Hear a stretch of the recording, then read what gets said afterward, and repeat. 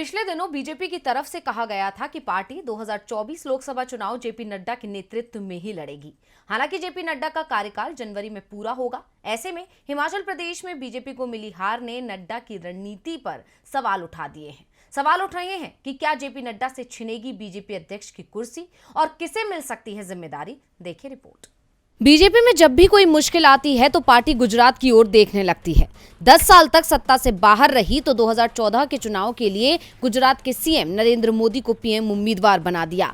2019 के लोकसभा चुनाव के समय मोदी देश के पीएम थे तो बीजेपी के राष्ट्रीय अध्यक्ष भी गुजरात से आने वाले अमित शाह थे, जो अभी मोदी सरकार में गृह मंत्री हैं।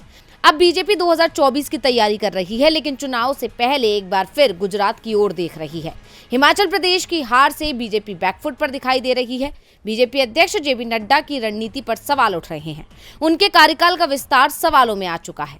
एक तरफ नड्डा की रणनीति हिमाचल में फेल हो गई है तो दूसरी तरफ गुजरात में मिली बीजेपी को बम्पर जीत ने सीआर पाटिल का कद पार्टी में बढ़ा दिया है। सीआर पाटिल इस समय गुजरात बीजेपी अध्यक्ष हैं और दावा किया जा रहा है कि उन्हें नड्डा की जगह बीजेपी का राष्ट्रीय अध्यक्ष बनाया जा सकता है।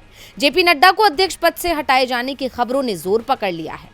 दावा यहां तक किया जा रहा है कि भारतीय जनता पार्टी पाटिल के नाम पर गंभीरता से विचार कर रही है। गुजरात चुनाव परिणाम ने पाटिल को परफॉर्मेंस और डिलीवरी देने वाले नए नेता के रूप में स्थापित कर दिया है। उन्हें राष्ट्रीय अध्यक्ष बनाए जाने को लेकर बीजेपी ने शीर्ष स्तर पर विचार भी शुरू हो गया है। मौजूदा अध्यक्ष नड्डा का कार्यकाल अगले महीने खत्म हो रहा है। ऐसे में माना जा रहा है कि अब पाटिल को उनकी जगह बीजेपी का नया राष्ट्रीय अध्यक्ष बनाया जा सकता है।